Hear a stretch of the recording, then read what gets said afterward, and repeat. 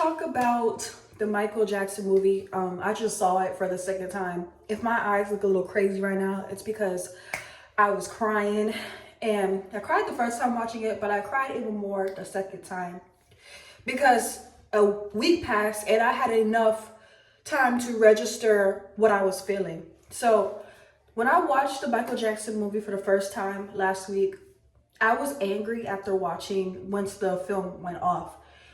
And I was angry because the movie, we kind of already knew what happened in Michael Jackson's life, but the movie really painted a picture of down to the details on what Michael was enduring.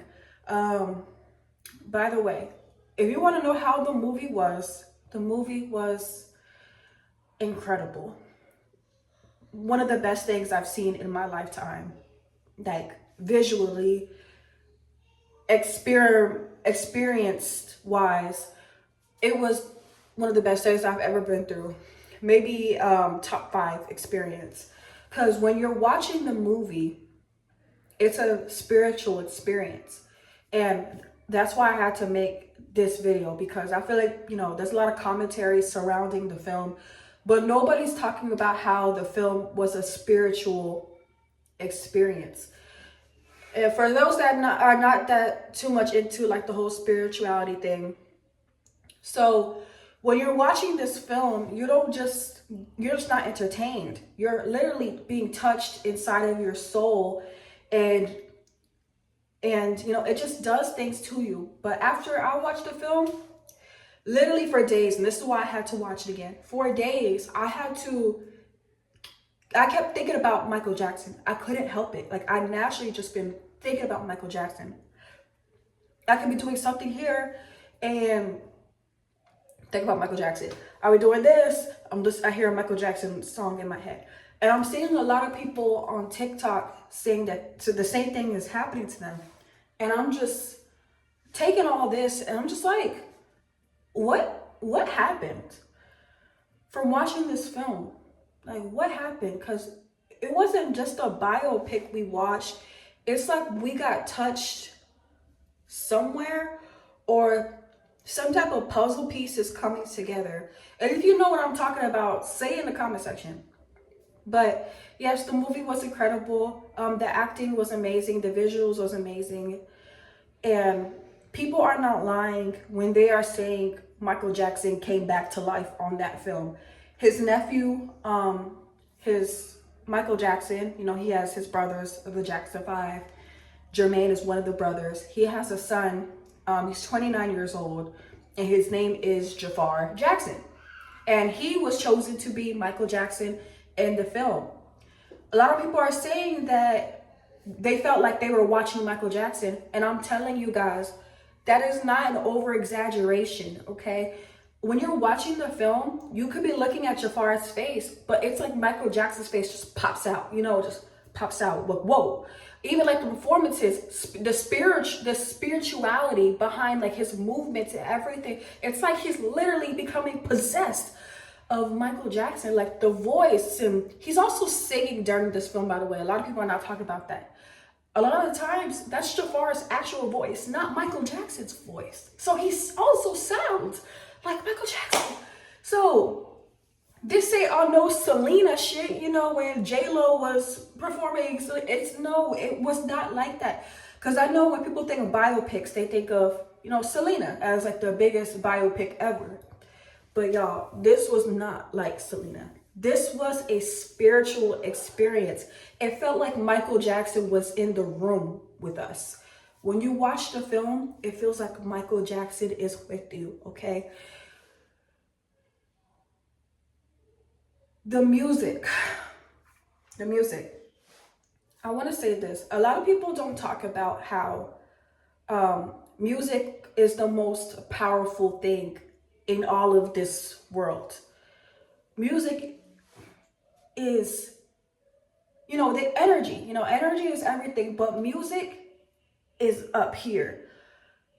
Energy is right here, okay? It don't get no larger than music.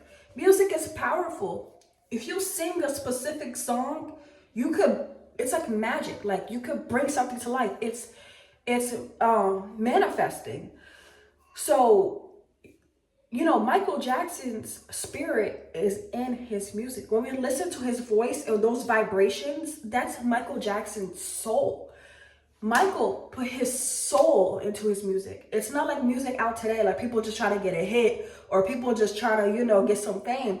Michael Jackson's soul was in his music. It's in his music. So when you're watching the film, it's just like Michael Jackson's spirit just taking you over, just taking you over. And like I said, it's a spiritual experience. I haven't felt so touched by a film. I would say one film, a lot of people probably, this movie has, you know, half of the world loves it and half of the world don't. I don't love it, nor hate it, but it's like one of those films that happened and you don't watch it ever again. Passion of the Christ. You know how that film left you with that, not shock, but like feeling different. That's what this film did. So I've only felt this twice in my life. Since I watched the Michael Jackson film, like from the first time, I feel different. I feel different. I see the world different. I think differently now. And now that I watch it the second time, I feel that, you know, even more. But I just had to watch it again because I've just been trying to understand what is it about this movie that is not haunting me or haunting everybody, but they just seeped into all of our spirits. Like, I don't know. I don't know if it's because I think part of it is because when Michael Jackson was alive, he didn't deserve none of the stuff he got. You know, from watching that film, you can't help but to cry because he was literally an angel, a sweet angel that was abused from this world due to greed and fame in Hollywood. And he was just so pure, and the world actively tried to destroy him, and he, you know, there will never be nobody like him ever. You know, people say Chris Brown, people say Beyonce, but no, like those are talented people, but no, nobody could ever be on Michael Jackson's level. He's the biggest musician of the world. And that's what the film just kind of just brings that back. And it also made you realize, like, these songs were not just songs. Like, he really genuinely wanted to heal the world with his music. Even the project Off the Wall, like I never ever thought what Off the Wall was. I always thought Off the Wall was like a funky, you know, meaning like off the something. But Off the Wall, the first scene in the movie is they're touching the wall as kids, and then their father saying, y'all are the Jackson 5, y'all are not individuals. For him to name his album Off the Wall, as in I'm no longer this, I am me, I feel like we could all relate to that because we've all been through, you know, something to where we realize, like, nah, like I need to do what's right for me. And it's just so many things. But most importantly, Jaafar's acting, like, that was not acting. That was not acting. And that was his first ever acting role? Like, what? I've interviewed some incredible celebrities here on my channel. But I really wish I would have interviewed Jaafar, because everybody's asking. I've seen all the interviews, I've been going into a hole, but nobody's asked the question that I want to ask. And the question I want to ask Jaafar is, when you were making this film, did you get any like spiritual like something like spiritually just crazy just happened to you? Like any experiences? Because I know when the making of Passion of the Christ, the actor that played Jesus, when he was on the cross, he got struck by lightning. So, you know, those type of events happened during the making of Passion of the Christ. So, you know, besides Jesus, the biggest role you could ever play is Michael Jackson. It's crazy, but it's true. And I want to know, like, did anything happen? Like, did some lights turn off? Did you get visited by him in a dream? Did you see him when you got, do you think you got possessed? Like, did you, like, what? Because it had to be something, and nobody asked that. Nobody asked that, and I wish I had the opportunity to interview him so I could ask him that question. But even if he was saying no, it's like, wow, like, are you aware that there's a lot of people that acted out specific roles, but they never became them? We've never seen that before. But yes, go see the movie if you haven't already. And everybody's wondering if there's going to be a part 2. Now, they did say in an interview that they are in the early stages. What could that mean? My guess is they're putting a script together. That's my guess. Everybody else's guess is like, well, somebody's guess was like, oh, they're probably just talking about it. I think they're putting the script together. A lot of people are saying that they just liked the film because they felt like it was just everything that they already knew. I disagree. I think the film was very well put together, but I feel like they were testing the waters with that first one. I feel like there's gonna be 2 more parts. That's what I'm predicting.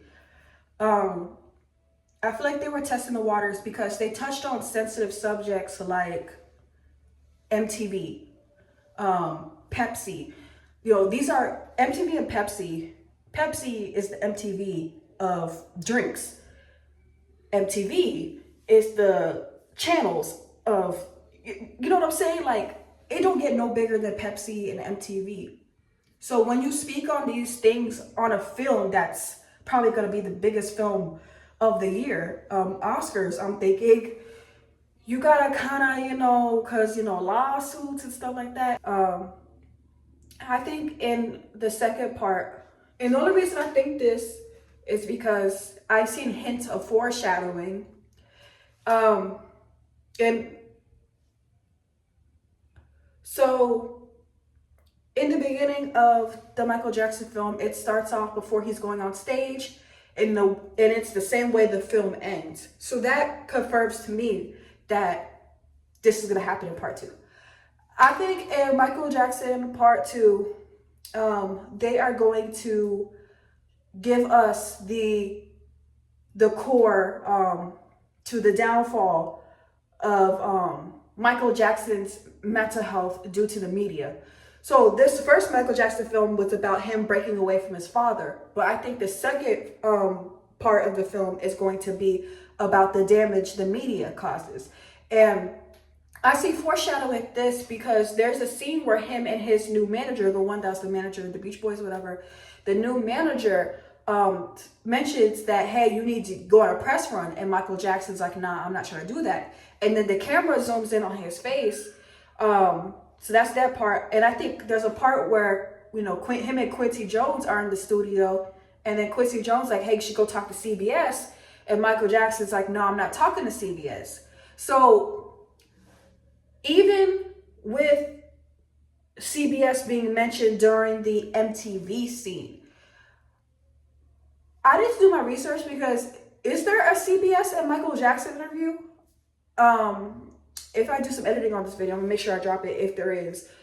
But I think that's the way of foreshadowing, because especially that first time where he's asked about the press, his face is kind of like, nah.